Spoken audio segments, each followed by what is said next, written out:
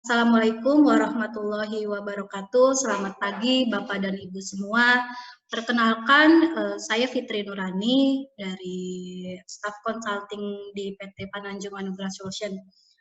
Apa kabarnya Bapak dan Ibu? Mudah-mudahan kita selalu sehat, selalu semangat dalam kondisi seperti ini. Tetap jaga kesehatannya. Kita masuk saja langsung. Seminar ini akan membahas mengenai tantangan dan peluang implementasi Quality Management ISO 9001-2015 pada saat kondisi pandemi dan transisi new normal. Apa sih materi ini akan membahas sedikitnya tentang apa sih fakta, data, dan dampak terhadap kehidupan manusia, lalu bagaimana tantangan merawat pelaksanaan ISO 9001-2015 saat pandemi maupun transisi new normal, dan bagaimana strategi menghadapi tantangan dan pemeliharaan itu. Baik, akan segera dimulai oleh Bapak Susan Pustiwan untuk menyampaikan materinya. Silakan Bapak. Assalamualaikum warahmatullahi wabarakatuh. Salam sejahtera untuk kita semua. Sebelum mulai, kita ucapkan bismillahirrahmanirrahim. Mudah-mudahan kita dilancarkan dan diberikan kesehatan ya Pak. Sehat fisik, sehat pikiran, dan sehat kantongnya, sehat ekonominya. Sebelum mulai mungkin yang menyapa dulu. Alhamdulillah. Mohon maaf ini pakai belangko nih, tadi pagi ada yang ngasih Pak. Dari Solo saya pakai aja. Mohon maaf. Ini jadi alhamdulillah di sini sudah banyak bergabung ya. Ada dari rombongan dari Pindad, Pak Jumari. Halo Pak Jumari dari Pindad ya, sehat. Kemudian rombongan dari Pindad juga, anak perusahaan Pindad, anak buahnya Pak Agus Edi ya. Selamat. Kemudian teman-teman dari Torabika ya, Torabika, Bu Ani, Pak Gipari, dan di berbagai plan ya. Kemudian ada juga dari Mulia Group, kemudian dari SOA, Bu Renata, kemudian juga dari Aiko ya, Multipanel, Sarana Karya, dari Siloam Hospital juga masuk. Kemudian Genero, terima kasih, Bumi Mulia, Laboratorium tadi dari Pacitan ya. Kemudian dari Puskesmas ya, dari Malang, kemudian Lab Pengujian, kemudian KHP, PT Lubana, terima kasih, kemudian LSP, Paramount, dan lain-lainnya ya, semuanya terdaftar hampir sekitar 80, tapi yang join baru 39, mungkin Yusuf. Oke Bapak-Bapak dan Ibu sekalian, hari ini kita akan bicara tentang hal-hal yang sebenarnya yang sudah merupakan bagian pekerjaan kita sehari-hari ya Pak ya. ISO 9000, ISO 14000, SMK 3 dan OSAS ya. Kita akan coba kita diskusi, tapi sebelumnya izinkan saya kenalan dulu sedikit ya Pak. Bukan untuk promosi supaya kita kenal.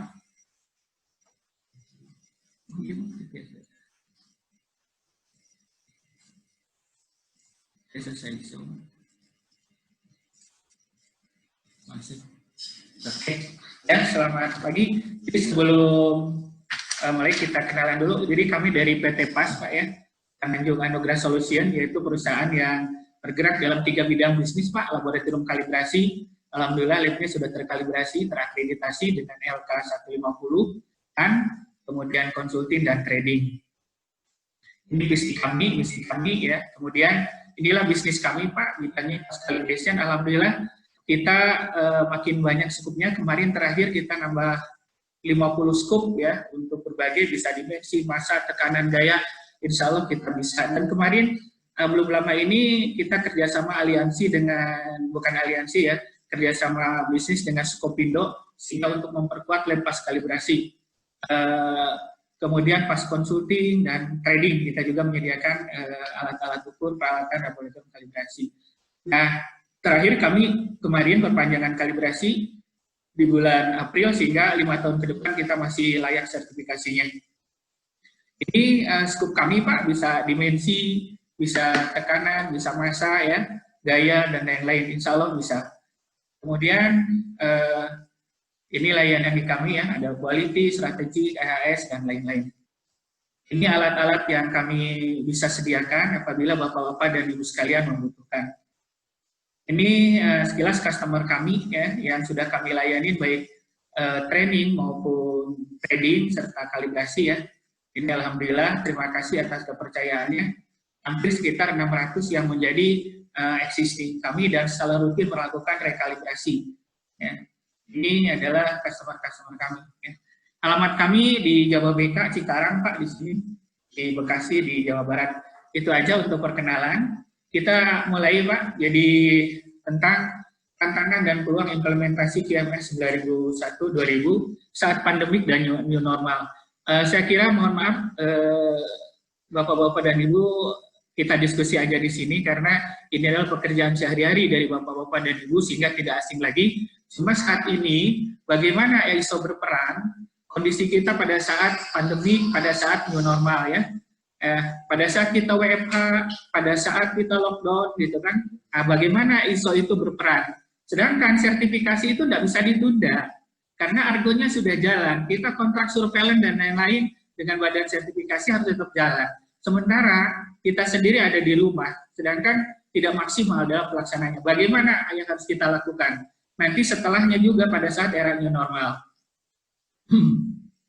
Sebelumnya kita kenalan yang di Pindad mungkin ya, di Pindad, di Mayora ya, di yang lainnya sudah kenal ya. Saat ini saya untuk yang dipegang di PT Pananjung, kemudian di PT Gemba itu sebagai wastewater treatment technology, kemudian di Putra Mandiri itu adalah pengumpul limbah, kemudian saya di Chief Advisor di PT Danusari, itu perusahaan yang bergerak di bidang pembuatan tower BTS, bidang konstruksi, dan kemudian advisor di PT Untuk Bersama Sejahtera di Surabaya, yaitu pabrik pembuat perhiasan emas ya. Saya juga pernah di EHS, di PIC, hampir di seluruh bagian di perusahaan di Showa, salah satu perusahaan Astra Group. Saya pernah jadi koordinator EHS di Astra Motor 1, ya, kemudian ya, dan lain sebagainya. Saya saat ini sebagai auditor beberapa sistem manajemen baik mutu, lingkungan, K3 dan lain-lain. Nah, saat ini saya juga terkena dampak pandemi. Kebetulan saya juga mahasiswa. Seharusnya di bulan Juni ini, ya mohon doanya, Juli ini adalah sidang promosi, tetapi karena COVID Pak belum tahu kapan akan dilaksanakan sidang promosi. Mudah-mudahan di September ya, mohon doanya. Ya, kita lanjut ya Pak. Nah, seminar kali ini adalah ada 3 tujuannya. Pertama adalah kita meningkatkan awareness. Awareness bagi siapa? Bagi kita semua. Dengan kondisi saat ini, tak adanya perubahan yang sedang terjadi di luar, ya, bagaimana dampaknya kepada perusahaan, dampak terhadap bisnis, dan dampak kepada personal yang ada di dalamnya. Nah, bagaimana ISO menghadapi itu?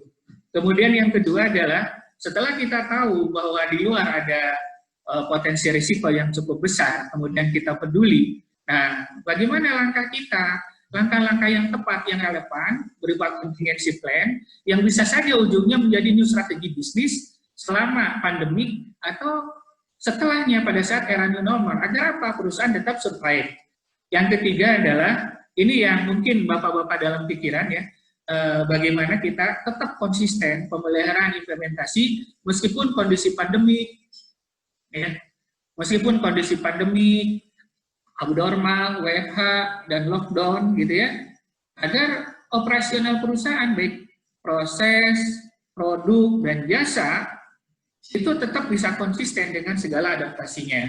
Nah, 3 ini yang akan kita bicarakan selama mungkin 1 jam ke depan. Ya, nah ini semuanya ini dalam kerangka bagaimana ISO 9001-2015 yang sudah kita miliki itu bisa berperan mensupport terhadap kelangsungan bisnis kita pada saat kondisi pandemi maupun new era. Nah, kita dibagi beberapa bahasan Bu, ada pandemiknya, nanti tantangan dan strateginya sendiri, serta summary-nya. Kita mulai ya, mungkin 45-65 kelamaan, ya nanti kita coba diskusi ya. Nanti kalau tidak sempat bertanya, silakan ditulis di live chat, nanti tim kami akan memverifikasi untuk kami jawab. Ya, nah, pandemi COVID ya, ini yang kita tahu bersama-sama ya, sejak di Wuhan Desember kita masih belum peduli, kemudian kita baru di bulan Maret, di awal Maret dengan orang Depok yang tertular dari Jepang ya, itu pada awal Maret. Sekarang di bulan Juni, itu hampir seluruh di dunia sudah terdampak ya. Ini saya kutip dari Kompas hari Senin kemarin, itu sudah 8 juta ya yang terdampak gitu. Dan tapi alhamdulillahnya, syukur alhamdulillahnya, hampir 50%, hampir 4 jutaan itu sudah sembuh dan yang meninggal itu sekitar 400 ribuan. Jadi sudah terdampak di hampir 213 perusahaan ya, atau 216 lah kemarin terakhir itu. Nah berikutnya, dampak dari COVID ini yang meliputi seluruh aspek ya. Awalnya kesehatan, begitu kesehatan, protokol WHO, PSBB, lockdown, dan lain-lain. Akhirnya apa? Ekonomi terguncang kan, banyak yang PHK dan lain-lain, pabrik-pabrik tutup. Setelah nggak punya penghasilan, ya efeknya kan ke sosial. Ya. Setelah sosial kena, ya kriminal, akhirnya hukum. Ya. Dan yang agak kita juga bingung adalah tidak ada kepastian kapan ini akan berakhir gitu kan. Beberapa sebelumnya kan ada meramalkan dari Harvard, dari Singapura, dari ITB kampus, grafiknya itu yang menaik puncaknya kapan, ada juni bergeser lagi. Sekarang tidak tahu pasti kapan. Faktanya sekarang malah ribuan kan, makin kesini makin ribuan. Nah, berikutnya adalah ini coba di Indonesia. Saya ambil yang 2 hari kemarin ya, tanggal 16, ini Selasa Rabu ya. Sekarang udah ribuan. Ya, makin ribuan. Apakah memang banyak atau proses rapid testnya yang makin masif gitu kan? Nah ini hari kemarin 17 Juni ada 1031 ya. Nah ini juga lihat 14-15 grafiknya itu enggak ada turun-turunnya gitu kan? Eksponensial nih terus gitu. Ini yang terakhir nih, yang kemarin 2 hari yang lalu nih naik tuh kan? Ini terus gini. Ini tidak ada kapan kita nggak tahu nih kapan di puncaknya gitu. Nah, ini yang kemarin terakhir yang makin eksponensial seperti ini kan kita bingung nih, ya. Akhirnya mungkin pemerintah kebijakan menyatakan transisi gitu. Karena kalau kayak gini terus, di lockdown terus ya, ekonomi akan mandek gitu kan. Tinggal kita bijaksana mensikapi ini, ya. Nah, ini saya ambil dari tanggal 14 Mei ini dari WHO. Ternyata dari WHO itu adalah Corona itu kemungkinan tidak akan pergi, malah akan jadi endemik. Endemik itu adalah penyakit yang khas di suatu daerah gitu. Contoh Indonesia TBC, malaria gitu. Jadi nggak akan pergi gitu ada. Ya makanya mungkin Pak Jokowi gitu dan beberapa pemerintah bilang bahwa kita harus berdamai gitu kan, karena tidak akan never go away gitu kan. Nah tinggal kitanya ngikutin protokol minimal dengan 3 ya. Dengan 3 yang selalu disampaikan oleh pemerintah. Ya. Berikutnya, ini akibat dari tadi ya, kita nggak tahu kapan akan selesai ini terhadap kesehatan, jelas ya. Kemudian ekonomi bisnis, sosial pendidikan, dan hukum. Semuanya terdampak, multidimensi ya, akibat si corona ini. Ya, seperti ini, jadi bikin susah semua. Gitu. Oke, nah berikutnya, akibat dari kita belum tentu, sebagian kita termasuk saya, mungkin Bapak dan Ibu, ya kita juga kondisinya ada kecemasan, ketakutan yang luar biasa, jangan-jangan saya kena virus. Dulu Mbak ya, kalau bersin, batuk berkali-kali, pusing dan lain-lain, nggak ada kepikiran. Sekarang mah, aduh jangan-jangan, gitu kan. Apalagi kalau kita habis jalan, luar biasa. Akhirnya apa? Coronanya tidak, yang ada dalam psikosomatik, masuk ke asam lambung, sakit kan seperti itu. Gitu ya. Kemudian ketidakberdayaan menghadapi sumber bahaya virus, ya kita memang tidak bisa ngapa-ngapain, ya nggak tahu gitu kan. Kalau segede gajah mungkin bisa diketepel. Kerentanan, kemampuan melindungi diri dan orang-orang terdekat, kita juga nggak tahu. Begitu kita keluar, apakah kita membawa virus, bagaimana anak-anak kita. Nah, kemudian kekhawatirannya jelas terhadap masa depan diri dan keluarga. Jelas ya, kalau terus-terusan tuh bagaimana, apakah PT saya, perusahaan saya bisa sustain atau enggak, bisa hidup atau enggak, kan seperti itu. Nah inilah yang terjadi saat ini.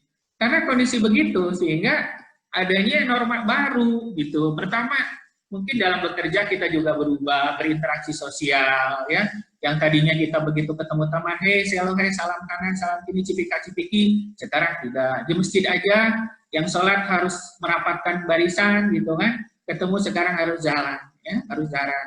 Kemudian juga dalam kita berbelanja. Kalau dulu mungkin kita fokusnya adalah ya yang berupa kesenangan-kesenangan, sekarang kan mikir. Sekarang adalah berubah. Kalau dulu ada bisa want, sebagai keinginan, sekarang adalah yang need. Need itu adalah segala, yang penting kebutuhan pokok dulu, kebutuhan dasar. Ya, yang want saya pingin ini, saya pingin rekreasi, saya pingin ini, saya pingin ini, lupakan dulu kondisi saat ini kan seperti itu. Ya, yang penting adalah makan, minum, sehat dan lain-lain. Ya, akibat kebiasaan itu, perubahan perilaku tersebut, sehingga ini mempengaruhi terhadap kondisi bisnis gitu, kondisi pasar gitu kan, seperti itu ya. Nah akhirnya ini Bu, yang sekarang adanya perubahan dari needs to want. Kalau need itu adalah sesuatu yang memang dibutuhkan untuk hidup, seperti sandang, pakan, rumah di sini ya. Kalau want itu sesuatu yang memang untuk kesenangan, berupa lifestyle ya, rekreasi segala macam dan lain-lain. Sehingga ya yang paling kena terdampak memang adalah industri-industri ataupun dan supportingnya yang menyediakan jasa yang bersifat want, keinginan gitu. Oke, lanjut.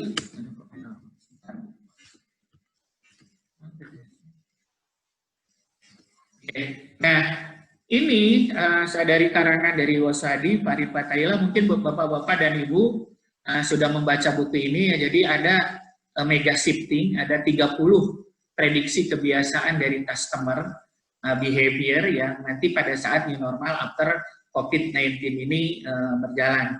Jadi ada mega shifting atau perubahan pola perilaku konsumer mensikapi perilaku dalam kehidupan rumah tangganya. Pertama adalah ya jelas ya dari awal pada saat mulai bulan Maret kita dengan stay home ya, stay at home dengan adanya gaya perubahan di mana ya tinggal di rumah, ya bekerja, tinggal, bermain dan lain-lainnya, adanya social distancing. Kemudian yang berikutnya adalah adanya bottom of pyramid yang tadi ya asalnya kita kemarin memikirkan piknik, kemana, sekarang boro-boro, yang penting adalah sebagian orang yang penting kita bisa hidup, bisa makan, diam di rumah sehat, gitu kan, seperti itu. Kemudian berikutnya adalah yang go virtual.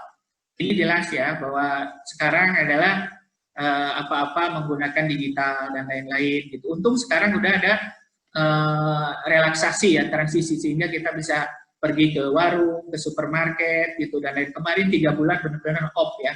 Nah kemudian ada hal yang bagus dengan adanya COVID ini adalah empatik ya, sosial, rasa empatinya yang tinggi ya, bagaimana kita saling berbagi donasi, saling antar warga, inilah hal yang sangat bagusnya.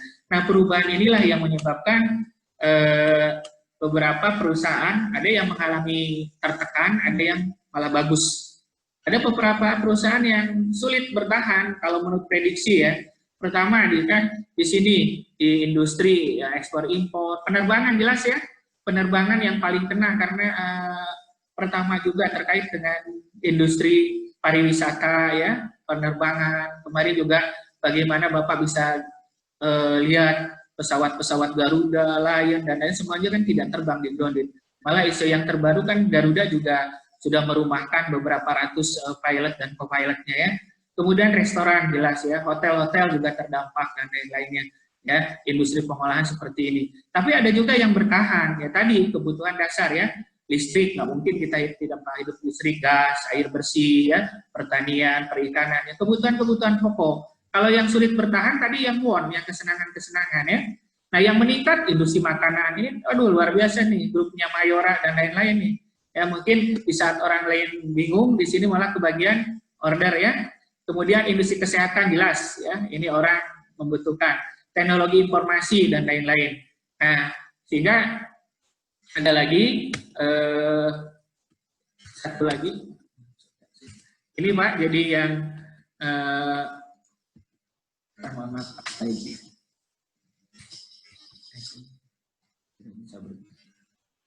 ya, ini adalah contoh industri-industri yang tertekan.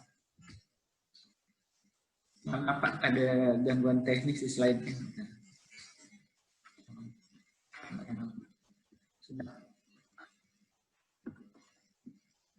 Ya. Jadi dari kondisi ini adalah yang menyebabkan, nah ini ya, mohon maaf. Nah ini ada beberapa industri yang diperkiraan menurut para ahli berdasarkan adanya mega shifting dan perubahan perilaku after new normal, ini ada beberapa perusahaan yang kemungkinan akan losing ya. Tadi industri turis, oil and gas, pendidikan, jelas pendidikan sampai yang baru mulai kan Juni lagi. Kemarin bagaimana yang swasta-swasta? Ya kalau negeri mungkin masih bisa hidup, tapi yang itu gimana kan karena mengandalkan belajar enggak gitu ya. Konstruksi ya, real estate, manufaktur yang bukan esensial ya, industri aviasi dan maritim, otomotif juga, otomotif mungkin banyak tertekan.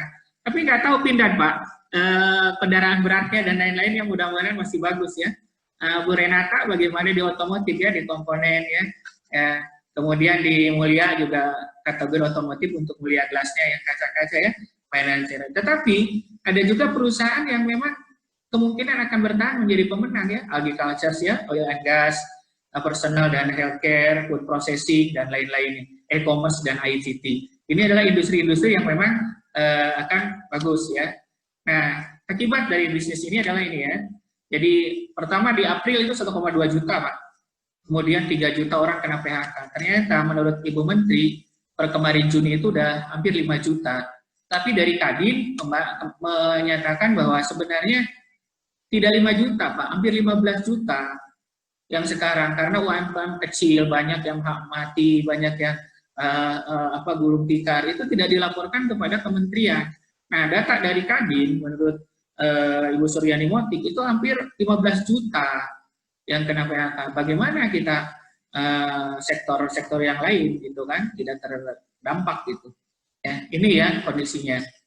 Nah, malah di New York kemarin Mei salah satu profesor di New York The Great Depresi seperti tahun 30 ya, yang ekonominya melambat ya, segala macam. Tapi mudah-mudahan tidak ya. Nah, tapi ini dari Singapura, dari bisnis ya, The Straits Times.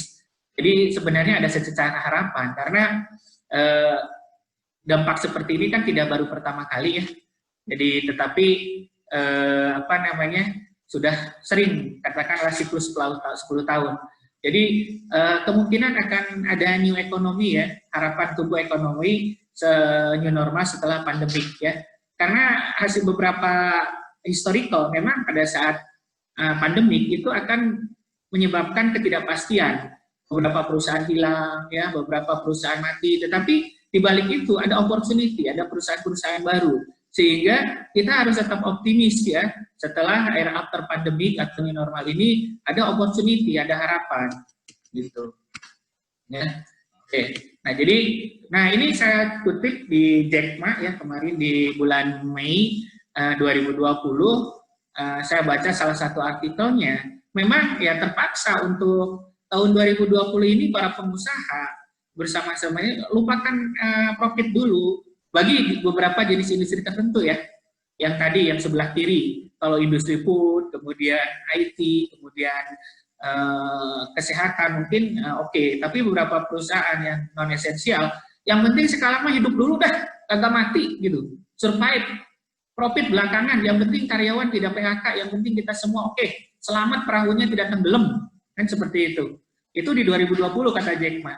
Nah baru 2021 kita mikirin recovery lagi, mencari profit lagi. Karena apa? Perusahaan tanpa profit, yang ngapain gitu kan?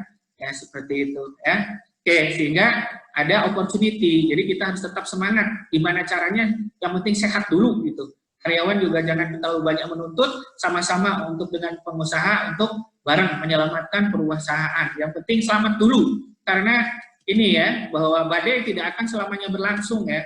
Pasti ya, itu hukum alam karena senato lautan akan kembali tenang. Yang penting adalah selamat dulu pada saat badai, dapat bertahan. Di balik badai itu ada lautan biru yang teduh yang menyenangkan. Ya, ibaratnya ini badai itu pada saat pandemi, masa transisi, dan ini adalah new normal. Jadi sama-sama untuk menyelamatkan dulu. Kalau kita tenggelam di saat pandemi, ya udah selesai, kita nggak akan menikmati lautan biru. Oke, lanjut ya ke ISO-nya sekarang.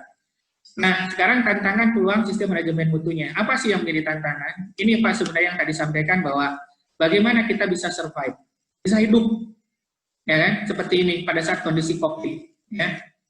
Nah, di tengah-tengah COVID ini. Nah, ini kan, nah, bagaimana company menurut Jack Ma dan lain-lain ada harapan. Tapi harapan itu tidak bisa begitu aja. Perusahaan harus adaptif, fleksibel, proaktif, dan sinergi terhadap perubahan yang di luar. Uncertainty bisnis, turbulensi di luar, itu tidak bisa kita kendalikan. Tapi bagaimana faktor luar itu kita bisa kendalikan sehingga kita bisa adaptif, ya. Capability kita, resources base kita, sumber daya perusahaan kita, itu harus dinamis, tidak bisa statis, ya. Kompetensi, sistem, dan lain-lain harus dinamis, mengikuti perubahan zaman, adaptif, sehingga kita bisa kompetitif, mempunyai nilai dengan cara merekonfigurasi, melakukan redefinisi bisnis, dan lain-lain. Nah, untuk menjawab apa? Tadi, perubahan mega shifting dan new normal. Ini kuncinya bahwa perusahaan kita akan bisa selamat, perahu kita tidak akan tenggelam, apabila perusahaan kita bisa mengoptimalkan sumber daya, dynamic capability, beradaptasi, sehingga menghasilkan competitive advantage. Ya, berupa apa? Rekonfigurasi bisnis. Bisa saja portofolio baru, kan seperti itu. Ya, emang tidak mudah, bicara gampang, ya. Itu, tetapi yang kita akan bahas bagaimana peran sistem manajemen mutu ISO 9001 terhadap peningkatan dynamic capability perusahaan, gitu ya. Oke, ini sekilas agak sedikit teoritis. Jadi pada saat kalau kita ingin berubah, bahwa semua komponen yang ada di dalam perusahaan, ya, yang intangible skill-nya, knowledge-nya, ya, tangible human-nya, itu harus berubah, adaptif terhadap perkembangan. Prosesnya, baik yang rutin, harus jadi best practice, learning, dan lain-lain. Melalui apa? Koordinasi, integrasi, learning-nya, configuration-nya, ya, dan rekonfigurasi. Ya. Kemudian dibuat dynamic capability dalam rangka apa? Menghasilkan keunggulan bersaing. Supaya apa? Kita bisa adaptif terhadap environmental rapid change-nya. Perubahan lingkungan yang sangat cepat akibat COVID. Nah, disinilah ini harus bergerak. ISO harus masuk di sini. Intangible skill, bagaimana materi kompetensi kita nanti di reviewnya, ya, bagaimana perubahannya, bagaimana pasal risk manajemennya, dan lain-lain. Ya. Ini, nah, pertanyaan berikutnya adalah, bagaimana peranan QMS ISO 9001-2015 terhadap peningkatan daya adaptasi? Kan tadi kuncinya daya adaptasi, kan? Daya adaptasi perusahaan terhadap pandemi. Nah, bagaimana skala peran ISO-nya tersebut pada saat era new normal? Ini yang akan kita bahas. Nah, Bapak-bapak dan Ibu sekalian kan sudah paham di sini, ya, dan ini sudah mainan sehari-hari Bapak-bapak praktisi di dalam quality management. Kan salah satu esensi dari revisi ISO 9001 versi 2008 menjadi 2015 adalah adanya konsep pengembangan segala sesuatu berbasis pemikiran dan pendekatan resiko. Jadi risk Q, gitu ya, pada saat di pasal 661 dan pasal 4.1. Serta adanya, ini juga penting nih, keharusan menentukan isu-isu internal dan eksternal yang dapat menimbulkan dampak pada perencanaan sistem manajemen mutu dan dapat digunakan sebagai masukan ke dalam pengembangan. Betul, sekarang kan isu-isu eksternalnya jelas, adanya COVID. Nah, apakah perusahaan mengantisipasi itu enggak? ISO-nya bunyi enggak? Risk manajemennya bunyi enggak? Tuntutan pasal 4.1, pasal 61. Bapak-bapak sekarang ISO-nya COVID udah 3 bulan, bunyi enggak tuh? Ya, di-review enggak itu? Nah, itu. Ya. Nah, tujuannya apa? Pengendalian risiko perusahaan. Baik, ya. Ini disemprot disinfektan. Itu, ya, baik risiko internal maupun risiko eksternal kita kendalikan berupa contingency plan supaya adaptif. Tujuannya adalah perusahaan survive, gitu, ya. Di sini salah satu kuncinya. Oke. Nah, ini perubahannya kan jelas, ya, bahwa di 2015 itu adalah adanya risk and opportunities. Perbedaan dari seri-seri ISO sebelumnya. Nah, ini, ya, bagaimana yang tadi ISO yang perubahan bisa memutar perusahaan dengan menjalankan QMS klausul dari pasal 41 sampai dengan pasal 10. Jadi Bapak dan Ibu harus mengidentifikasi semua isu-isu potensi risiko serta peluang yang memberikan dampak perusahaan. Ini ya langkah yang utama yang harus dilakukan. Itulah peran ISO, bukan hanya ngisi check sheet, bukan persiapan diaudit oleh customer, bukan diaudit oleh badan sertifikasi, tapi disinilah berperannya kontribusi ISO terhadap peningkatan imun atau daya tahan perusahaan terhadap isu-isu yang dari luar. Berikutnya adalah, ini Bapak, ya, ini adalah permasalahan umum ya. Nah, yang sering terjadi ini adalah permasalahan umum yang sering terjadi dalam pelaksanaan ISO, khususnya pada saat pandemi.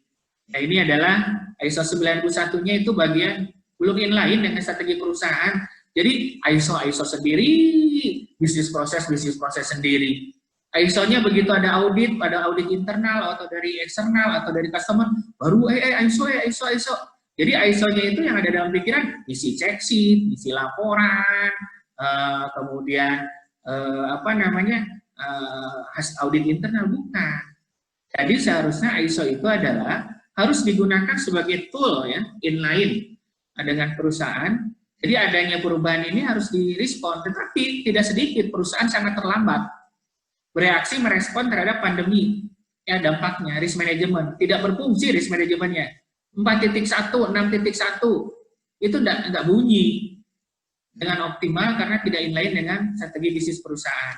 Berikutnya adalah konsistensi lah implementasi ini ya, ya.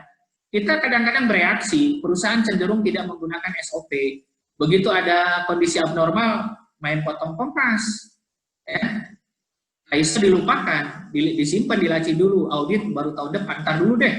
Ya, gitu kan, yang penting selamat. Betul, tapi selamatnya itu seharusnya adalah tetap terencana dalam koridor ISO 9001.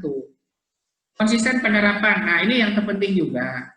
Kita kondisi ada yang WFH sampai sebulan, ada yang 2 minggu sekali, ada yang akhirnya apa? Pabrik ditinggalin. Nah, pabrik ditinggalin, hati-hati. Ini harus jelas koordinasinya. Ya, jangan sampai ada risiko baru, potensi risiko baru gitu kan. Nah, itu. Yang terakhir adalah ini. Mungkin ini yang sering kepikiran, mempertahankan sertifikasi. Jadi fokus kita sebagai tim ISO, dokumentasi, QMS, fokusnya memang di nomor 4. Bagaimana mempertahankan sertifikasi, kapan diaudit, kapan audit eksternal. Jadi dokumen ke dokumen. Terus aja. Jadi yang dipikirkan ke dokumen, tetapi belum kepikiran di nomor 1. Bagaimana inputnya terhadap kelangsungan bisnis ya, sehingga ASMR-nya tidak terpelihara, tidak siap ya dalam rangka perpanjangan sertifikasi. Ini ada yang cepat. Ini ya, apa penyebabnya nih Mbak? Ini penyebab tidak inline-nya ya, terlambat melakukan respon pandemi, tidak melakukan kajian lebih lanjut terhadap perubahan perilaku keinginan customer. Bapak Ibu lihat di 4 pasal 1, 4 pasal 4.2 ya, bahwa kita harus melakukan konteks organisasi, mengidentifikasi pihak-pihak eksternal terkait kebutuhan dan harapan customer, supplier, employee, sosial, dan government. Berikutnya ini yang terpenting juga nih, nomor 3, alarm ya, alarm dari pencapaian KPI atau target bisnis dari strategi planning yang terkoreksi dengan tajam, target-target tidak tercapai, turun drastis, drop, tapi kita tidak ada yang peduli, nggak ada yang padahal itu alarm. Coba Bapak baca di pasal 6.2, 6.3, 10.2, dan pasal 10.3. Apabila terjadi guncangan terhadap KPI, apa yang harus dilakukan? Jalan nggak itu yang dilakukan? Ini yang sering, inilah ISO. Tapi selama ini kan nomor 3 itu tidak dianggap sebagai ISO gitu. ISO-nya check sheet saja. Kemudian respon yang dilakukan sering cenderung reaktif. Ya, nah berikutnya satu-satu aja ya. Ini ya dampaknya yang pandemik ya. Ternyata cukup besar baik skalanya dan lain-lain. Ini tambahan yang barusan, memperkuat slide aja. Ini yang dibilang bahwa KPI ya, Objective Goal Company merupakan target yang harus dicapai perusahaan untuk hidup. Nah, apabila target KPI yang huruf merah ini, apabila target KPI tidak tercapai, contohnya salesnya drop, yang produksi efisiensi turun dan lain-lain, itu alarm bagi perusahaan, harus segera dirawat. Ya. Jangan sampai pakai ventilator, jangan sampai masuk stadium lanjut. Ini kewajiban para praktisi ISO, QMS, apalagi masuk ke dalam risk, apabila lagi dalam masuk corporate function, harus alarm dari situ ya. Berikutnya adalah Nah, ini correction ya, jadi bahwa kita dalam melakukan tindakan tidak hanya respon, tapi harus mempertimbangkan korektif and preventifnya juga. Nah, berikutnya ini konsistensi ya. Saya kira konsistensi di tempat masing-masing kita semua kan berbeda kasusnya, tapi saya coba simpulkan ya, kenapa sih ISO saat ini konsistensi implementasinya tidak berjalan? Pertama, saya lihat lemahnya leadership pada semua level ya, sehingga kurang peduli atas terjadinya ketidakkonsistenan dalam pelaksanaan. POAK-nya ya, planning, organization, acting, and controlling, lemah. Reward punishment-nya tidak berjalan, ya, lemahnya leadership. Kedua, pemikiran pelonggaran, ada pemikiran pelonggaran implementasi ISO berdalih, kan pandemik, nggak apa-apa, nanti sehingga diperbolehkan, melanggar SOP dikit-dikit, nggak apa-apa. Lama-lama dikit-dikit makin melebar, makin jauh, tanpa ada catatan khusus. Kemudian, adanya abnormality tidak masuk dalam bahasan agenda rapat tinjauan manajemen. Hati-hati Bapak, bagi yang nanti sebentar lagi akan diaudit oleh badan sertifikasi kemungkinan remote audit, pasti yang akan diobok-obok adalah salah satunya di rapat tinjauan manajemen, agendanya ada enggak? Karena ini, efek pandemik ini akan berpengaruh terhadap kebijakan dan strategik bisnis, sehingga harus masuk ke dalam rapat tinjauan manajemen. Sehingga adanya abnormality wajib masuk ke dalam agenda rapat tinjauan. Nah, kemudian satu tadi juga sama, menganggap bahwa ISO bukan bagian dari operasional bisnis. Sehingga pada saat kondisi abnormal, sistem juga ikut WFH gitu. Ya, atau diserahkan dulu, ya dipandang sebagai kerjaan tambahan yang tidak bernilai. Ntar dulu deh. Nah itulah yang sering ketidakkonsistenan. Ya, mudah-mudahan di tempat Bapak dan Ibu sekalian tidak demikian ya. Nah, yang ketiga adalah konsistensi penerapan saat WFH. Ini Pak, time management saat WFH kurang efektif. Kemudian pada saat WFH, ya sudahlah WFH semua liburan 1 bulan. Nah, tanpa diberi target pekerjaan sehingga tidak efektif. Di beberapa perusahaan ada yang supervisor ke atasnya tetap diberi target gitu. Kemudian investasi selama WFH juga kurang ya efektif. Kemudian yang terpenting juga hati-hati Pak, ini nomor 4, pemeliharaan monitoring fasilitas proses produksi ya. Artinya mungkin ada sebagian yang masuk produksi, tidak semua ya. Banyak kan yang WFH. Kan proses produksi operasional jalan. Hati-hati, di situ ada proses, ada bahan-bahan berbahaya, ada potensi risiko, potensi kecelakaan, potensi kebakaran, potensi reject, potensi kehilangan, ya, sehingga itu adalah bersama risiko. Nah, bagaimana cara pengendaliannya? Apakah sebelum WFH sudah dipersiapkan nggak? Ya, treatment plan-nya, contingency plan-nya, ya, supaya semua itu tidak terjadi saat WFH atau pada saat kondisi transisi. Ya, yang berikutnya ini adalah mempertahankan sertifikasi. Nah ini yang kadang-kadang yang sering jadi pikiran, kalau kebayang ISO selalu nomor 4. Pastilah, saya juga hampir 20 tahun mengelola ISO di salah satu perusahaan, selalu dalam pikiran dan teman-teman, kalau kita ISO, aduh kapan diaudit, aduh bagaimana sertifikat supaya tetap tidak dicabut gitu kan, selalu itu. Jadi nomor 4 ini, padahal yang 1 sampai 3 juga luar biasa.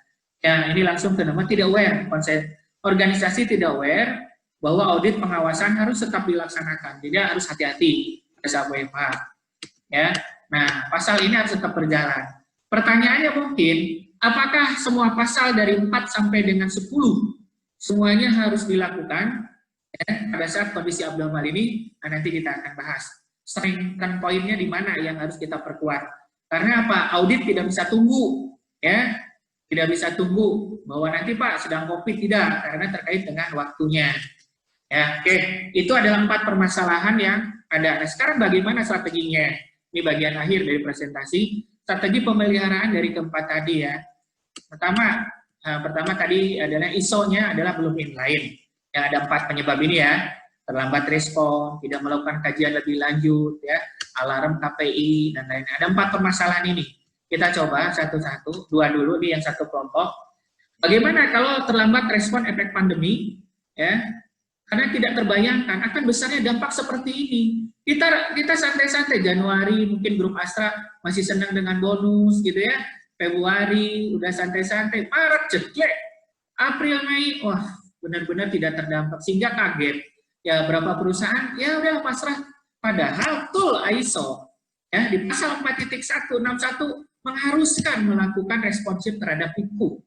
Ya. Kemudian tidak melakukan kajian lebih lanjut terhadap perubahan perilaku, keinginan harapan, tadinya ada new normal, bagaimana customer berperilaku, ya, bagaimana supplier, bagaimana supply chain management, distributionnya, bagaimana yang terpenting juga karyawan, ya itu harus digarap, social environment and government. Itu ada di pasal 4.1, 4.2, keinginan dan harapan pihak-pihak terkait. Direview enggak kondisinya? Beda. Kita menyusun pada saat kemarin, normal. Dengan kondisi sekarang enggak, beda. Nah itu pasti akan diaudit oleh badan sertifikasi. Bagaimana respon perusahaan terhadap pasal 4.1 dan pasal 4.2? Apakah direview atau enggak? Nah, caranya ya tidak ada lain, konsisten. Laksanakan pasal 4.1, 42, dan pasal 61. Apa itu? Nah, pasal 4.1 itu adalah memahami organisasi dan konteksnya. Ya, harus menetapkan isu eksternal dan internal yang relevan. Jelas, isu eksternalnya kan dari COVID. Kemudian dari COVID, ya banyak yang terdampak, ya, ke customer-nya, ke supplier-nya, ke segala macam. Nah, setelah itu, efek dari luar ke dalam ke perusahaannya, bagaimana asetnya, bagaimana karyawannya, bagaimana cash flow-nya, dan lain-lain. Itu diidentifikasi. Dilakukan enggak oleh para aktivis ISO, para QMS, gitu ya. Ini yang harus, ini pasti diobok-obok pada saat audit. Nah, pasal 6.1 ini yang kuncinya adalah melakukan identifikasi aset. Risk register, risk manajemennya harus direview. Kemarin ada pertanyaan, Pak, saya baru Desember melakukan review risk register, padahal di SOP saya 6 bulan, padahal 1 tahun, sorry. Ya harus dirubah, karena apa? Kita membuat risk register tidak hanya untuk audit, tetapi untuk perusahaan. Risk register itu dipakai untuk sebagai bahan. Risk register itu kalau dalam kita kesehatan, medical check up, mendiagnosa kira-kira di badan kita ada penyakit apa, bisa USG kita, bisa ini, setelah ketahuan tentu gampang obatnya, bukan gampang ya, tahu obatnya, oh, obat mah begini, obat jantung begini, obat ini sebegini, sebagai ikhtiarnya.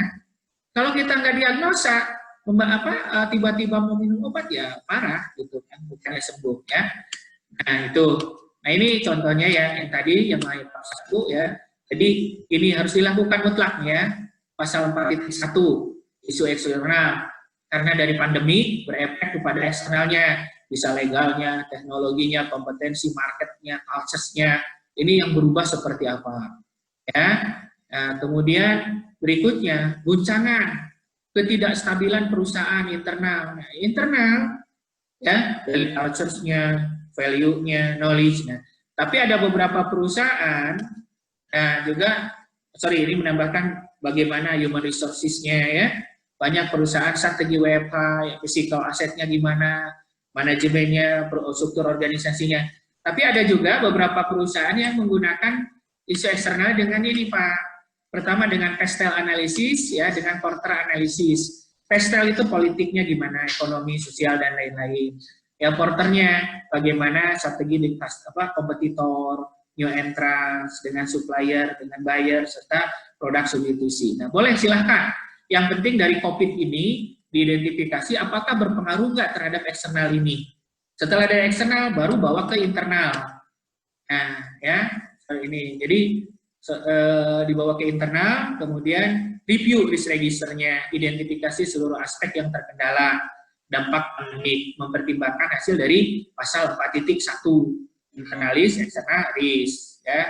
Sumber risiko internal, nah ini kalau risiko internal adalah ya semua aliran proses, input, proses, output ya, operasional proses ya, kemudian proses, aktivitas, material, mesin, produk yang dapat menyebabkan kegagalan sehingga mengganggu terhadap pencapaian target dan sasaran perusahaan. Di sini ada inputnya ya, prosesnya, output, ini harus diidentifikasi.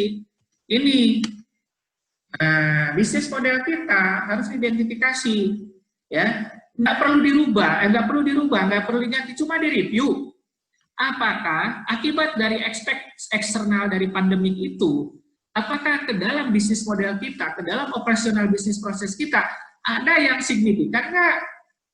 Itu yang harus kita review. Risikonya mungkin pada saat kemarin Januari atau Desember, level risikonya mungkin low atau medium. Nah, sekarang ternyata di high atau sebaliknya, kemarin high jadi low. Itu yang perlu diidentifikasi. mutlak itu. Langkah pertama pada saat diaudit oleh eksternal, ini yang diobok-obok. Ya, dokumen ini adalah dokumen hidup. Mohon untuk segera di-review. Ya. Nah, sumber risiko eksternal tadi ya di sini. Kemudian stabilitas ya. Tadi ya udah ini. Nah, strategi lanjutannya, setelah dilakukan dokumen identifikasi potensi risiko dan eksternal, segera review risk registernya, identifikasi seluruh aspek proses produk dan jasa yang kena dampak. Nah, ini saya usulkan di beberapa perusahaan itu ada bentuk tim gugus tugas khusus ad hoc sementara.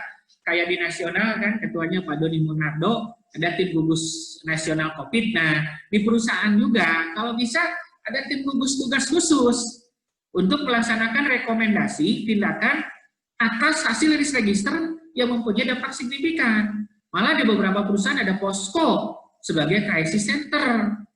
Ya, ini ikhtiar kita supaya perusahaan kita selamat. Nah, biasanya gugus tugas itu diketuai oleh GM, minimal manajer, laporannya langsung kepada direksi. Nah, di Pindad kelihatannya sudah bagus tuh, Pak Tri dan teman-teman ya, Pak Zen sudah bagus melaksanakan gugus ini. Gugus tugas melakukan review secara periodik dan crash program pencapaiannya. Nah, kemudian yang alarm KPI nih Pak, yang 3 alarm KPI ini tolong harus dilakukan review pencapaian KPI. Meskipun pakai Zoom dan lain-lain, itu harus direview. Khususnya apa? Perspektif finansial customer-nya ya, sebagai alarm. Kemudian lakukan PIKA, ya, problem identification corrective action terhadap penyimpangan. Fokuskan pada strategi yang menghasilkan strategi contingency plan. Jadi fokuskan kepada KPI-KPI yang bermasalah. Bahas, ya, hasilkan rekonfigurasi. Bahkan kemungkinan di beberapa perusahaan bisa sampai rekomendasinya adalah menimbulkan new business atau portofolio bisnis baru sebagai antisipasi new normal, mega shifting customer. Nah, jangan lupa nih, semua aktivitas itu masuk di nomor 5, menjadi bagian materi agenda yang dibahas dalam manajemen review. Itu pasti. Pasal berapa Bapak dan Ibu manajemen review? Ayo, ya, 9.3 ya, manajemen review. Oke, kita lanjut. Ya, nah, ini contoh contoh strategi di Polpo ya. Ambil kemarin Pak Ruli dari TUP mempresentasikan ini cukup bagus. Jadi ini contohnya ya. Kita itu hasil kajian Polpo ya, Januari, Februari. Itu bisnis as usual biasa aja di kita juga ya. Maret, April baru merah tuh. Ya, spreading and under clear ya. Terjun bebas, terjun lembab. Mei, Juni mungkin udah mulai kuning. Nah, Juli ke sini, ya ini sejalan dengan di Indonesia ya, dengan new normal ya. Tapi mungkin ada beberapa pesan new normal. Inilah yang harus jadi pertimbangan Bapak dan Ibu. Nah, mengenai Juli, Agustus, Septembernya mungkin antar perusahaan yang berbeda-beda. Tapi ini yang harus kita skenariokan seperti ini. Ya, berikutnya yang kedua konsistensi ya. Ini yang konsistensi implementasi, saya yakin resepnya, obatnya antar perusahaan beda-beda ya. Tapi kita lihat secara umum seperti ini. Tadi kan ini ya, penyebab tidak konsistennya, lemahnya leadership di semua level, ya, sehingga manajemennya POAK-nya lemah, reward punishment-nya, pemikiran pelonggaran, adanya COVID, longgar aja lah ISO mah. Ya. Kemudian abnormalisi tidak masuk dalam rapat, serta ISO bukan bagian dari inilah. Salah satu 4 permasalahan yang menyebabkan ISO kita tidak konsisten pada saat COVID. Nah, ini apa yang saya lakukan ini Pak? Nah, ini banyak pasal yang terkena, Pak. Ya, Bapak-bapak, saya tidak akan detailkan isinya, karena Bapak-bapak pasti lebih tahu. Tapi lihat, tolong rekomendasinya ya. Pasal 5.1 harus dilihat.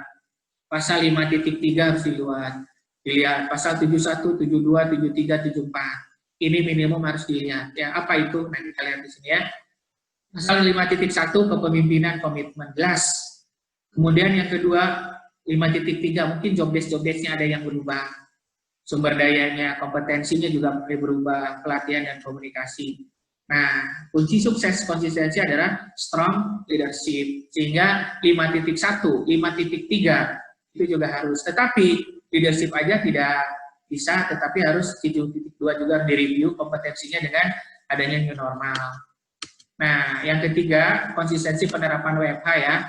Ini ada beberapa penyebabnya. Dan ini strateginya. Ini contoh saya ambil di beberapa perusahaan ya. Jadi Begitu WFH tidak diam di rumah, kalau bahasa Sunda mah tidak cicing wae gitu kan, itu. Tapi ada beberapa perusahaan khusus, tapi ya tidak semua karyawan, kayak mohon maaf ya, bukan membeda-bedakan. Untuk operator mungkin nggak terlalu, tapi untuk level kepala seksi atau foreman ke atas atau supervisor ke atas, itu di beberapa perusahaan diharuskan membuat target activity plan, target tugas tanggung jawabnya saat WFH.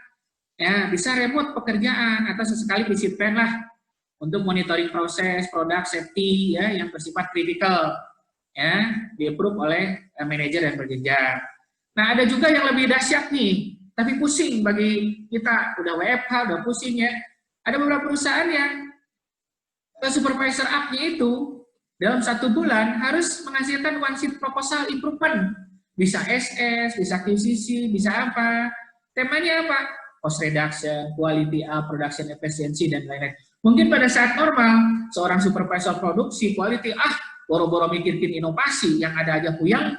Nah, sekarang di rumah, begitu dia mungkin bisa merenung, sambil kopi, sambil teh, oh, celing, dapat ide, tulis, gitu kan. Nah, ada yang mewajibkan itu. Kemudian, setelah dapat, rajin melakukan review online meeting, secara berkala ya, progres pencapaian dari masing-masing remote control. Ya, datanglah sesekali ke perusahaan untuk memastikan semua kondisi oke. Ya, semua yang WFH. Nah, yang terpenting juga Pak, untuk posisi kunci ya Pak. Nah, ini kembali berdasarkan asesmen risk, maka nomor 4 biasanya jadi rekomendasi. Semua yang WFH pada posisi on call tidak boleh keluar kota, karena sewaktu-waktu kapan saja harus siap. Datang kapan saja apabila perusahaan membutuhkan kehadiran di kantor. Nah, itu kami waktu masih di Astra ada posisi on call seperti itu, ada manajer segala macam. Itu harus kita buat dalam kerangka contingency plan-nya. Ya. Nah, terakhir ini yang mempertahankan sertifikasi, Pak. Ini permasalahannya. Nah, padahal ini ada klausul, Pak. Ada klausul bahwa pada saat kita kondisi abnormal, ya pada saat kondisi abnormal, kita diberikan seperti ini, Pak.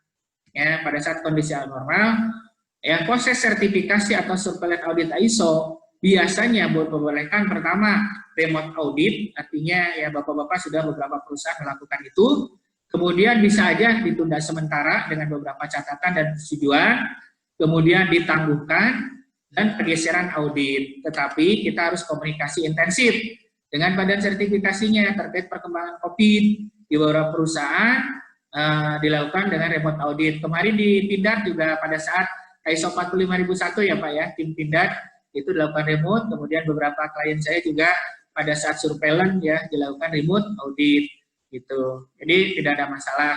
Nah, karena remote audit Pak, mungkin tidak semuanya yang difokuskan apa? Yang difokuskan adalah di tadi 4.1, 42, 62, 63. Ya, bagaimana isu-isu eksternal kita identifikasi, bagaimana risk manajemennya, risk registernya, efeknya dan lain-lain. Itu yang diobok-obok Bapak. Ya, nah gitu. Jadi mohon itu harus dilakukan ya. Nah sehingga ini dokumen yang mesti disiapin, dokumen dan catatan wajib, risk registernya, contingency plan, tinjauan manajemen, audit internal hanya laporan aja dilakukan tidak sama pencapaian KPI. Ini yang harus Bapak-bapak lakukan dalam rangka mensikapi remote audit pada saat kewajiban jatuh tempo surveillance audit. Nah, sebagai kesimpulan, ini kan ISO-nya seperti ini ya, pasal-pasalnya dari 4.1 dari konteks organisasi sampai ke 10 improvement. Pertanyaannya, apakah semuanya harus dilakukan?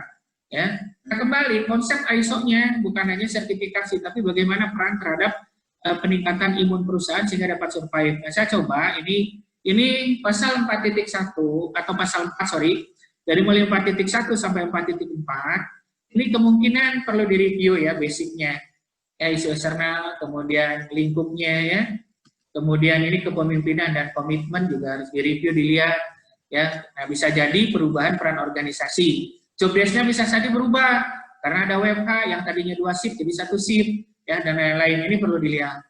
Nah, pasal 6 wajib ya, penanganan resiko peluang, sasaran mutu dan perubahan.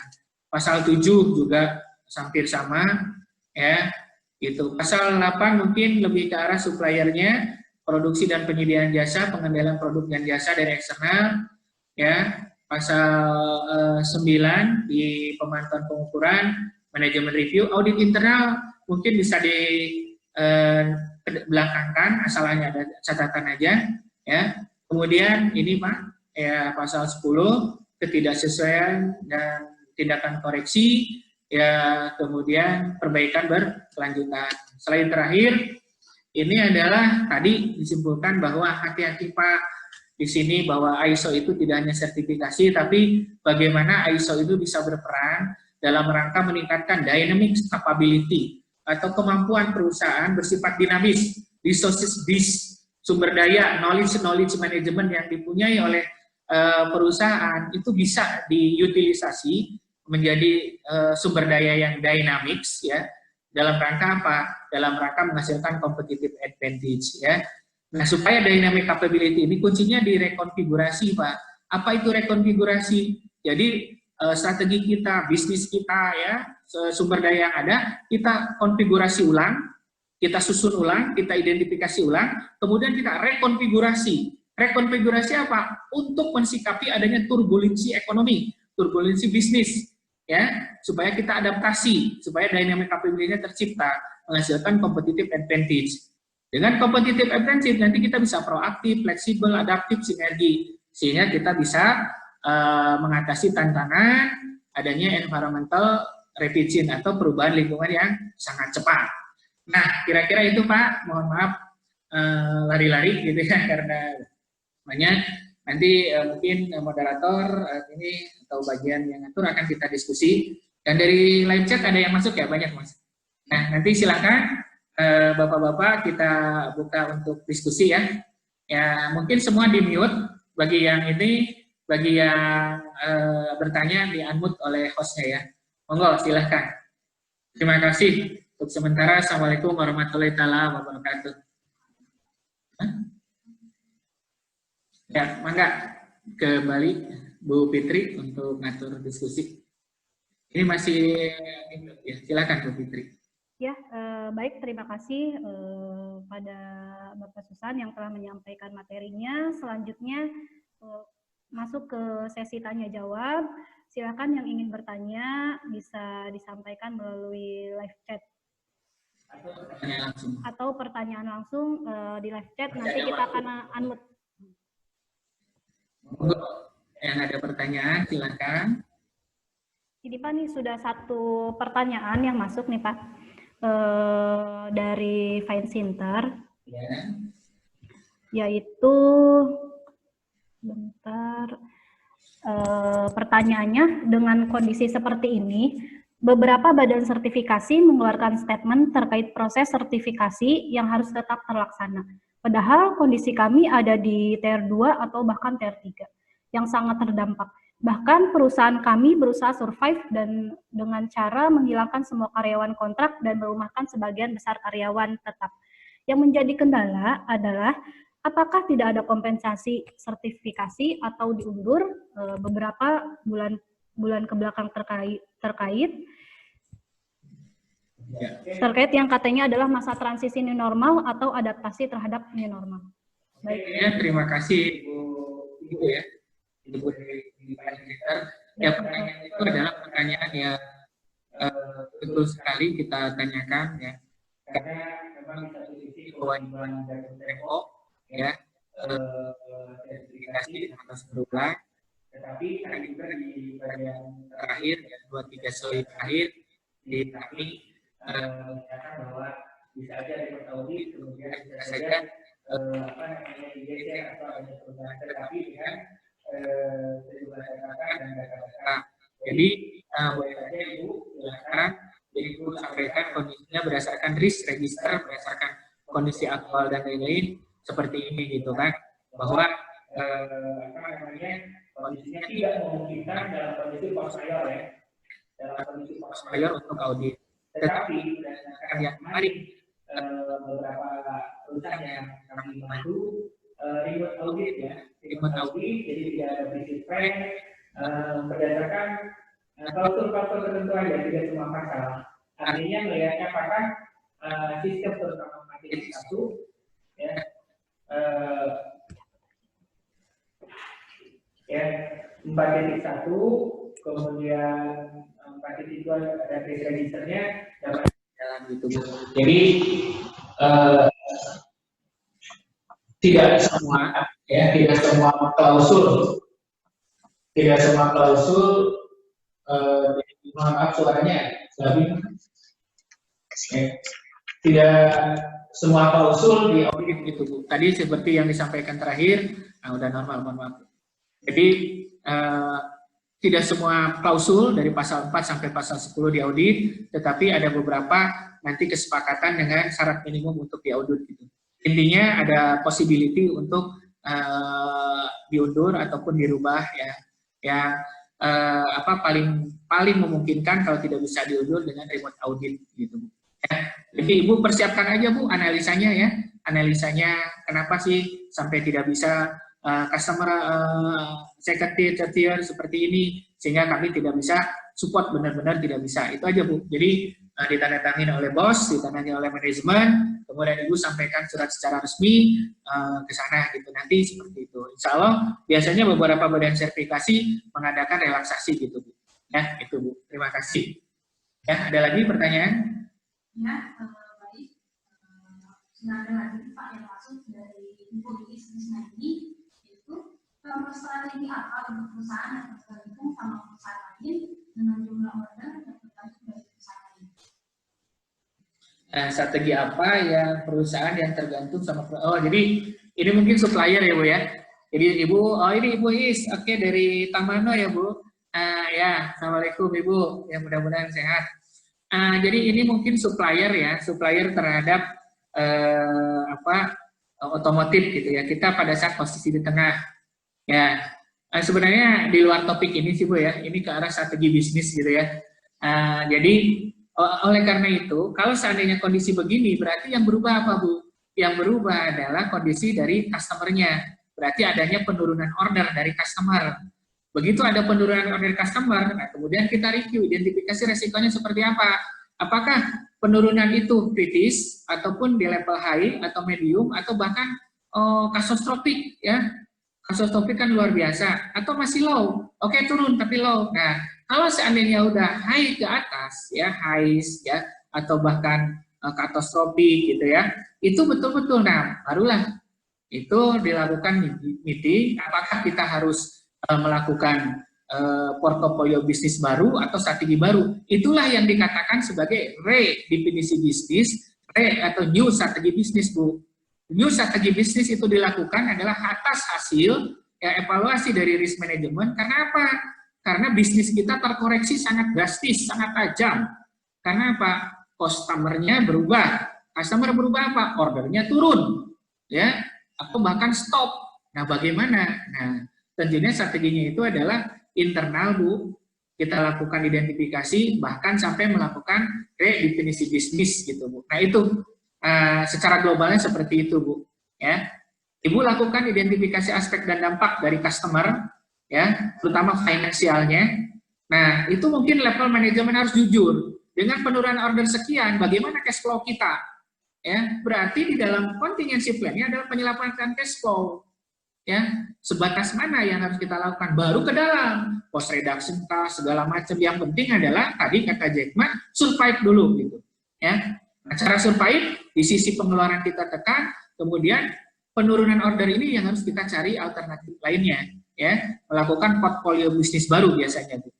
Tetapi ada juga bingung Bu, pada saat kita harus membuat definisi bisnis baru atau portfolio bisnis baru atau unit bisnis baru kan harus ada investasi. Sedangkan investasi juga belum tentu bisa cepat hasilnya. Sedangkan pada saat ini kita butuh cash flow. Bayar karyawan, segala macam, bayar utang ke bank dan lain-lain. Nah, disinilah betul-betul perlu analisa bisnis dan potensi risiko gitu. Nah, ini di level manajemen harus betul-betul rembuk. Makanya rekomendasi saya melihatnya dari segi ISO-nya, segera lakukan review, segera lakukan meeting KPI, ya, terutama aspek finansialnya. Kalau dari balance scorecard kan financial, customer, internal process, and learning growth. Nah, financial indikatorsnya yang apabila terdampak segera lakukan ya, meeting tingkat tinggi untuk mensikapi adanya maaf, adanya penurunan atau drop order yang tajam. Kalau enggak, bahaya, ya, akan tenggelam perahu kita gitu. Itu ya Bu ya. Atur nuhun Ibu, nanti detailnya boleh nanti kita teleponan. Ya, tapi secara umum seperti itu. Saya melihatnya dari ISO belum ke arah obat yang pas dari segi strategic bisnis, karena kan ada macam-macam. Ada strategic general, ya, ada diversifikasi produk, kemudian ada diversifikasi market, strateginya adalah cost leadership dan lain-lain, ya, ada competitive advantage dan lain-lain, ya. Itu banyak. Nah, tapi saya melihatnya dari ISO, tool ISO yang digunakan segera lakukan review bisnis, identifikasi aspek, dari situ akan ketahuan apa sih sebenarnya posisi di mana kita, terutama cash flow-nya, ya, apabila terkait dengan order dari customer, ya. Terima kasih Bu Iis, salam ke semuanya di Tamano, atur nuhun.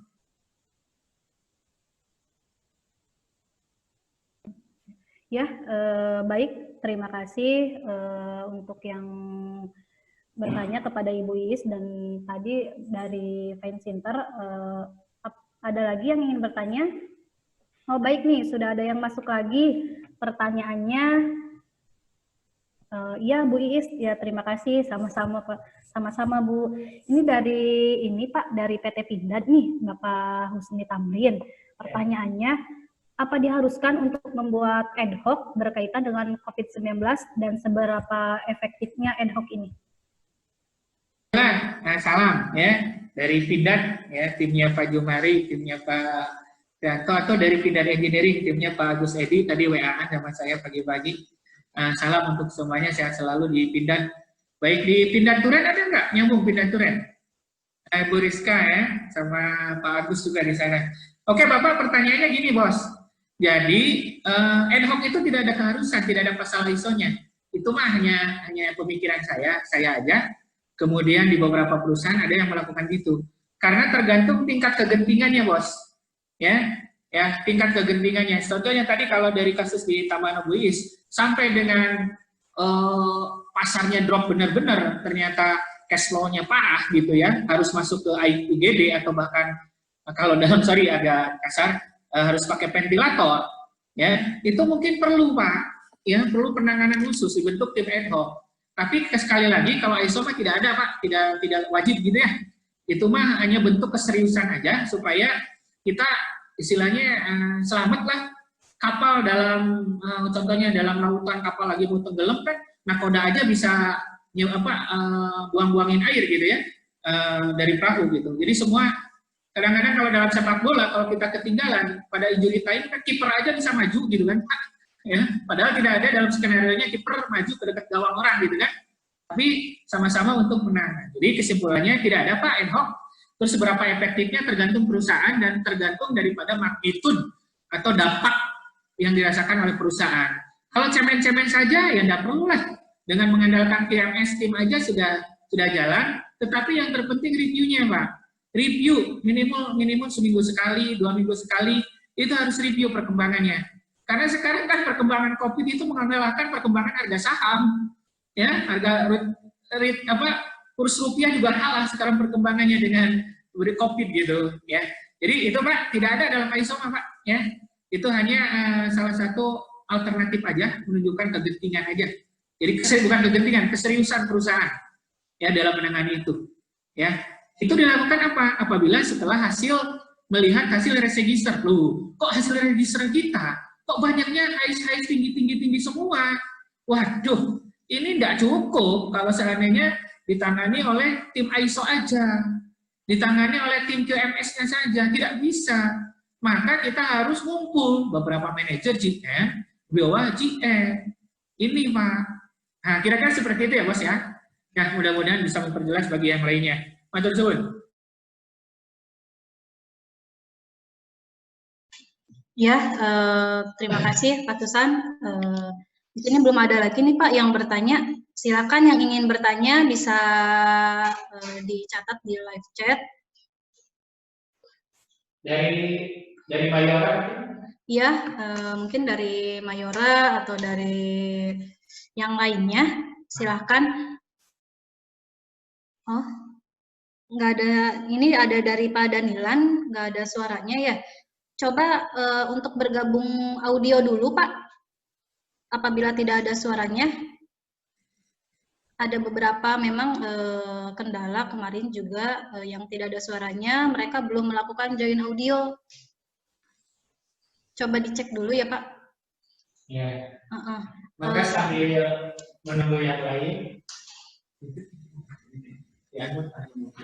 jadi dari PT yang lain mungkin dari Mayora, dari Soa, dari yang lainnya Paramount, Genero, ya Gondowangi, ya dari Pak Eko mungkin bisa sharing Pak Eko, dari Mulia Keramik juga ya, dari Torabika nih, dari monggo silakan ada pertanyaan kita diskusi apa yang kami sampaikan tadi ya, masih ada waktu ya. Ada lagi? Kalau tidak ada, mungkin nanti foto dulu Pak. Bisa dipoto dulu. Ya, silakan. Kalau tidak ada, yang lainnya monggo. Ya, cukup ya. Ada pertanyaan? Silakan. Ya.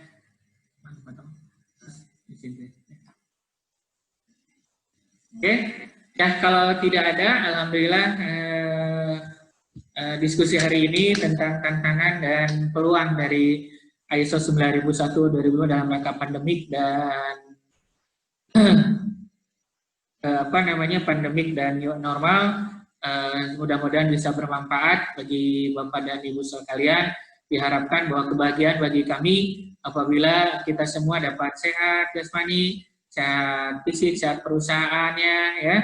Kemudian juga kita semua bisa melewati masa-masa yang sulit ini ya. Insya Allah di balik kesusahan pasti ada jalan ya. Kita kalau berusaha, kalau dalam bahasa Sunda ya, mun urang kayang pasti apa Pak?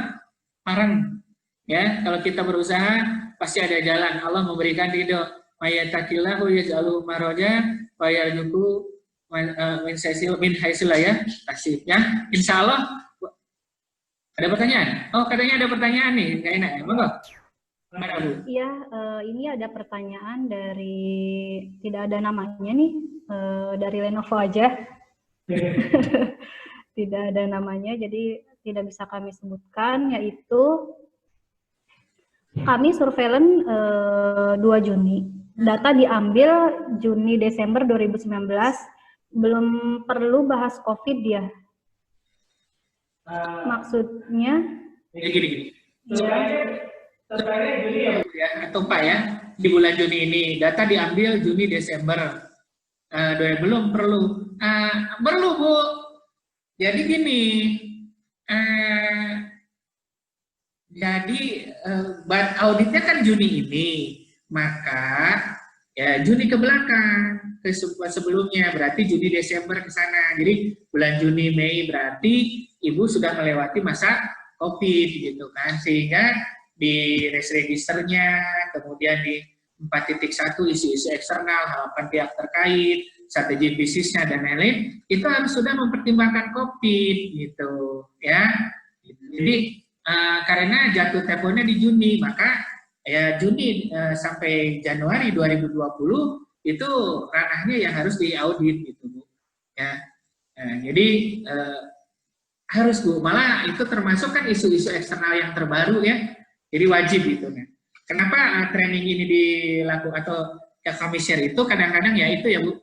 Jadi kita kelupaan melakukan identifikasi potensi risiko terutama di pasal 41, 42, 62 gitu Bu. 61 gitu. 61 yang berakibat ke 62 gitu ya. Jadi kesimpulannya perlu ya Bu ya. Itu harus dilakukan Bapak atau Ibu ya. Maka ya.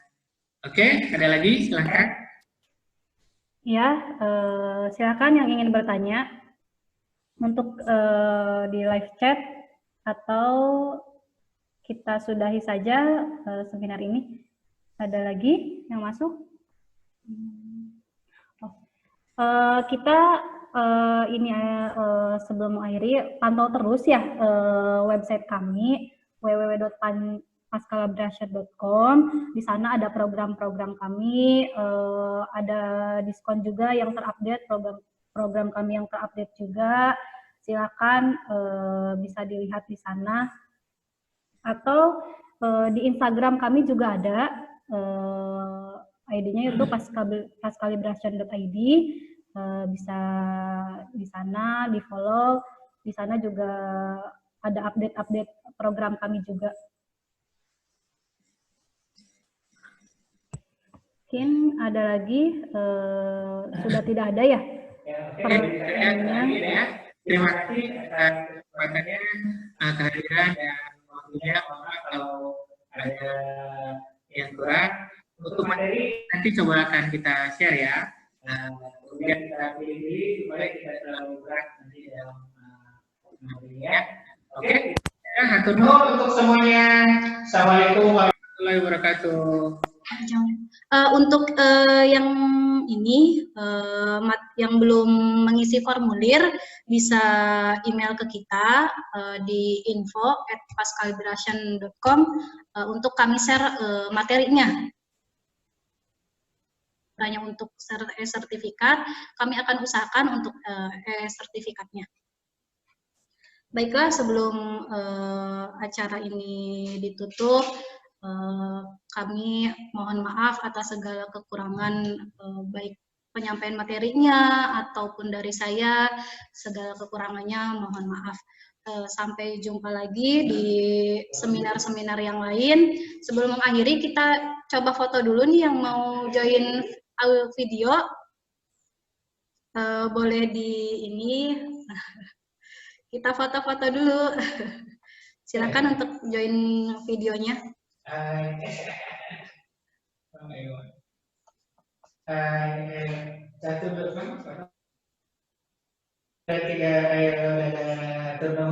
Terima kasih. Ya. Terima kasih. Sehat selalu semuanya. Semangat ya. Terima kasih. Assalamualaikum warahmatullahi wabarakatuh. Tetap semangat, tetap jaga kesehatan semuanya. Kita akhiri. Assalamualaikum warahmatullahi wabarakatuh. Dadah. Pagi-pagi sehat-sehat ya. Semangat. Ya, sehat semuanya ya.